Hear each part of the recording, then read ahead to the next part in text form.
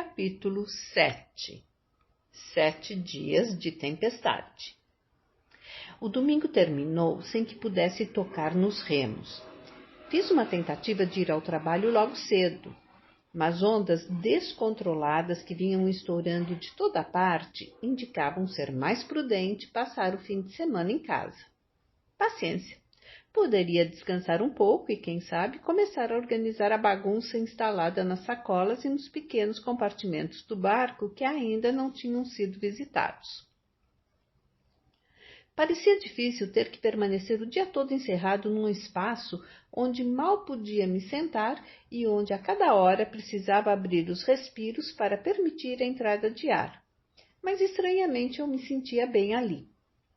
Ainda que o mar parecesse uma pedreira em febril atividade, completamente cinza, com explosões sucessivas e britadeiras ensurdecedoras que não paravam, dessa vez o vento soprava firme, de sul-sueste, e me jogava em direção favorável.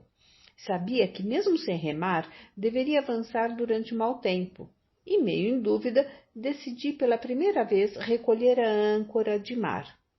Havia o risco de, sem ela, ser surpreendido por uma onda de lado e capotar, mas resolvi arriscar. Balançando como um cabrito, o barco passou a deslizar com o temporal, sem se importar muito com as pancadas de onda sobre o convés. Gostei da experiência, e durante a noite a âncora continuou guardada num compartimento externo, sob o carrinho de remar que apelidei de Bodega 5, em homenagem ao porão principal do Santiago del Estero. A imagem das capotagens estava gravada no meu pensamento, e o medo de uma nova era grande. Deitado, não parava de calcular. Se em 3 dias eu capotara 3 vezes, agora, após 22 dias no mar, eu estava com um saldo devedor de 19 capotagens, que às vezes me tirava o sono. Porém, a sensação de progredir, ainda que acompanhado de uma tempestade, era deliciosa. E mesmo preocupado, adormeci.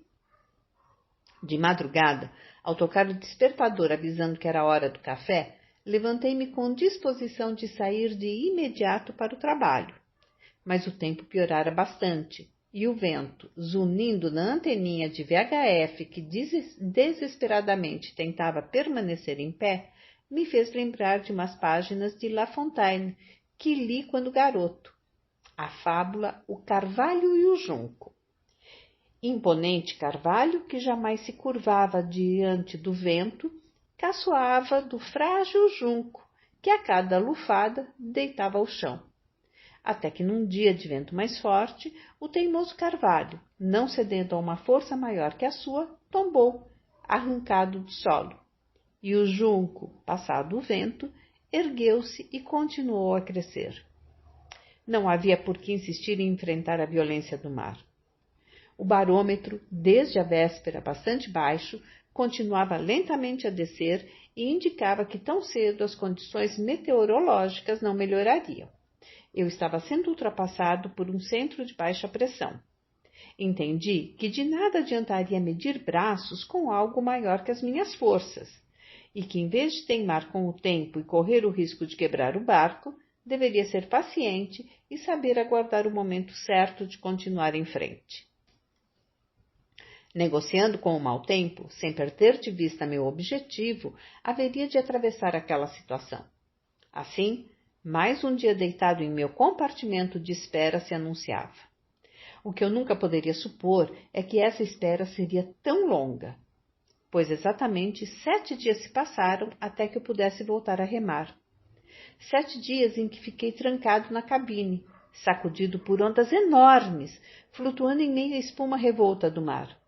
Fechado, sem poder sair, simplesmente esperando, ouvindo ondas que vinham arrebentando de longe, sem saber se me alcançariam, ou sendo surpreendido por golpes de mar que à noite surgiam do nada. Situação de aspecto tenebroso, uma verdadeira tragédia. Pois não foi. É engraçado, mas confesso que sinto saudades daquela semana. Pode parecer incrível, mas poucas vezes na minha vida fui tão feliz.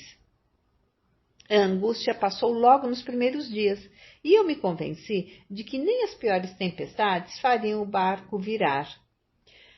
Ondas alcançando 7, às vezes 8 metros, curtas e difíceis, revelavam um mar nitidamente mais agitado do que no triste dia das capotagens. Mas com o peso mais bem distribuído e fazendo uso dos tanques de lastro interno, o comportamento do barco foi exemplar, e em nenhum momento tive que soltar as âncoras de mar para estabilizar a deriva.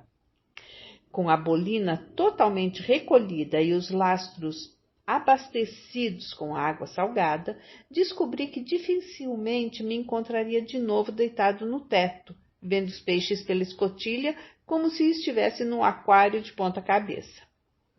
Não passei naqueles 7 dias por um momento sequer de monotonia, tristeza ou desespero, pois nada é mais certo do que a chegada do bom tempo após uma tempestade que parece interminável.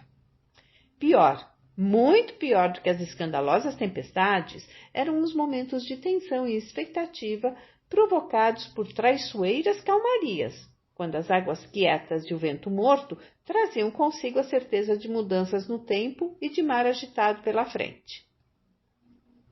Na terça-feira daquela semana, 3 de julho, fiz um perfeito QSO com o Brasil e minhas dúvidas se confirmaram. Tão cedo o mar não melhoraria. O Donald, PY1 e MM da Escola Naval do Rio de Janeiro me passou uma previsão do tempo nada otimista. Ventos de sudoeste a noroeste de 30 a 35 nós e uma frente fria localizada a 23 graus de latitude sul, 8 graus de longitude leste, ou seja, logo abaixo de onde eu estava, avançando justamente em minha direção. Era engraçado receber uma previsão meteorológica se nada poderia fazer para evitar um temporal. Mas o simples fato de saber o que se passaria nas próximas horas era fantasticamente tranquilizador. Aproveitei o tempo livre para pôr a casa em ordem e, ocupado o dia todo com pequenas tarefas, não sentia as horas voarem. Em primeiro lugar, separei as roupas que estavam numa grande sacola. O meu estoque de roupas secas estava quase no fim e foi necessário poupar as que ainda não tinham sal. Coloquei numa sacola separada as roupas ainda doces que usaria a partir de então, unicamente para dormir ou permanecer dentro da cabine. As salgadas, na medida do possível, seriam postas para secar. E como o sal nunca permite uma secagem completa, só seriam usados para trabalhar em dias molhados. Uma terceira sacola só conteria as roupas encharcadas, o macacão de mau tempo e o heróico casaco vermelho. Tentei fabricar um travesseiro, único item entre os meus equipamentos que for esquecido e talvez o que me fazia mais falta, mas sem muito sucesso, pois o balanço do barco era tão violento que o peso da cabeça, em poucos minutos, achatava o mais fofo protótipo de travesseiro. Montei uma prateleira com lápis, canetas e material de navegação numa caixinha de papelão, alojada no compartimento do rádio. Instalei o escritório com documentos, dinheiro que sobrara da África, alguns cruzeiros obsoletos e todos os livros e tábuas de navegação. A sala de energia ficou sendo um cantinho atrás das baterias, onde guardei as pilhas, lanterna, lâmpadas e todo o material elétrico de reposição. Providenciei um centro de processamento de dados composto unicamente por 2 calculadoras eletrônicas, indispensáveis para o cálculo rápido de minhas posições. A farmácia, por falta de uso, seria transferida para o compartimento de mantimentos, na proa, assim que o tempo permitisse. As panelas de reserva e outros objetos sem muito uso, que não sofreriam com a umidade, foram alojados no lado de fora, na bodega 5, que já estava cheia de água. Ali, bem no fundo, guardava uma âncora de ferro que fora usada antes da partida e que pretendia soltar na areia um dia ao tocar a costa brasileira. Junto estavam 3 arpões, 250 metros de cabos variados e mangueiras de reserva para os tanques. Não quis tirar a água que entrava pela junta da tampa de acesso, pois o seu peso, enquanto eu não voltasse a remar, ajudaria a estabilizar o barco. Encontrei tempo para ler alguns trechos de 100 Anos de Solidão, de Gabriel Garcia Marques, presente de Anne-Marie ao deixar Lüderitz. E entre as minhas fitas preferidas de clássicos e MPB, descobri uma engraçadíssima gravação de rock pauleira, alemão que tomou conta do gravadorzinho, normalmente adepto de músicas mais tranquilas. Sem que percebesse, minhas preferências musicais iam aos poucos seguindo o ritmo do mar, agitadas e barulhentas como naquele momento, ou tristes e silenciosas, enquanto atravessava, pensativo e inquietantes calmarias. Certa manhã, ainda trancado e sem perspectiva de melhora do tempo, percorrendo as frequências do meu receptor, sintonizei uma rádio brasileira e não me contive de alegria. Era um programa da Rádio Globo do Rio de Janeiro, apresentado por Paulo Giovanni e dirigido às donas de casa, num estilo que eu desconhecia totalmente. Horóscopo, receitas culinárias, histórias da vida, conselhos sobre maridos que dormiam fora de casa. Nossa, como eu me diverti! Pela primeira vez eu ouvia notícias em português. Ofertas de supermercados da Baixada Fluminense. Problemas de trânsito no centro do Rio. Sentia-me terrivelmente ligado ao Brasil. Anotei a frequência na parede branca da cabine. 11.805 kHz. E passei a acompanhar diariamente o engraçado programa. Pouco durava a minha emoção, pois antes das 9 horas de Brasília, a propagação começava a baixar, e então eu desligava o rádio. Sexto dia fechado e ainda nada. Impressionante como o tempo passa rápido. Eu entrava no 26º dia de viagem e agora o cardápio sofria uma pequena modificação. Comecei a caprichar mais na cozinha e percebi que podia preparar pratos novos, com requintados temperos. Comer passou a ser a atividade mais interessante a bordo. Há muito tempo me interessava pelo problema de alimentação no mar e observei, ao estudar as viagens de outros navegadores, que pouca atenção se dá à parte de nutrição. Em todos os relatos que li sobre longas permanências no mar com os frequentes distúrbios digestivos, a dificuldade de cicatrização de ferimentos, os furúnculos e problemas de pele e a falta de resistência física aumentam. Quando falei com Daboville, em Paris, sobre a sua travessia do Atlântico Norte, ele me confessou que o mais grave problema que enfrentou e que, em pleno oceano, quase o obrigou a desistir de continuar, não foram tempestades ou tubarões, mas uma simples e terrível constipação dos intestinos. Ouvindo os detalhes sobre a penosa operação de lavagem intestinal a que foi obrigado a se submeter, decidi que, em hipótese alguma, passaria pelo mesmo calvário. Por que não desenvolver um programa de alimentação corretamente balanceado e adaptado à vida no mar? Conheci, por intermédio do Rob, meu fiel colaborador durante a fase de preparativos, uma nutricionista, Flora Bliss Spolidoro, que não se assustou nem riu do plano que eu tinha em mente. Apaixonante e, acima de tudo, competente, a Flora convenceu a diretoria da firma onde trabalhava, a Nutrimental, do interesse científico da ideia e, coordenando um grupo de nutricionistas, desenvolveu e executou um projeto completo de alimentação simplesmente impecável. 7 mulheres maravilhosas que, após 8 meses de pesquisa e trabalho, me agarraram pelo estômago. Minha alimentação, à base de desidratados, atendia a uma série de pré-requisitos como conservação em condições extremas de temperatura e umidade, baixo volume e peso, balanceamento perfeito, facilidade de preparo e, sobretudo, consistência, aspecto e sabor iguais aos da comida caseira. Estava acondicionada em embalagens individuais numeradas de 1 a 119 por ordem de consumo, de modo a não alterar o balanceamento, que continha uma média de 4.200 calorias por dia. Se em determinado dia eu não tivesse fome, descartaria o cardápio desse dia para retomar no dia seguinte a numeração correspondente. O mesmo cardápio só se repetiria a cada 2 semanas, e desse modo seria praticamente impossível torná-lo monótono ou consumi-lo sem apetite. Mas o grande segredo do projeto era que, por uma questão logística, eu só cozinharia com água do mar, poupando meu reduzido estoque de água potável e economizando um peso desnecessário, a água para cozinhar. Para isso, todos os alimentos foram desidratados sem sal e combinados de modo a anular o excesso de salinidade no preparo. O sucesso foi total. Os primeiros 25 cardápios eram de preparo mais rápido e continham um pouco mais de calorias que os 94 normais, pois a Flora calculou que o começo da viagem seria difícil.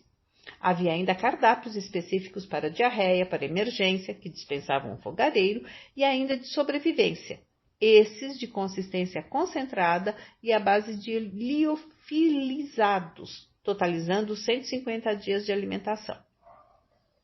Ao passar para o número 26, já nos cardápios normais, mais experiente no fogão, eu conseguia verdadeiras proezas culinárias, acompanhadas de exuberantes sobremesas que tristemente terminavam na dura obrigação de lavar panela e pratos. Pois foi tentando lavar a minúscula panela de pressão, sem sair da cabine, que senti um violento raspão no fundo do barco. A pele áspera de um tubarão que se esfregava embaixo, fazendo um assustador barulho de lixa. As visitas estavam de volta e dessa vez me presentearam com uma hora de tensa companhia. As ondas batendo por cima, os tubarões lixando por baixo, consolei-me, pensando que pelo menos eles colaboravam com a limpeza do fundo.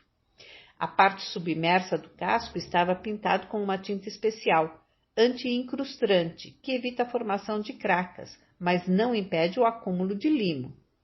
Desde a partida, ainda não fizera nenhuma inspeção no fundo e decidi que, com o tempo bom, assim que as visitas parassem de ajudar, deveria mergulhar e verificar como se comportava a tinta especial.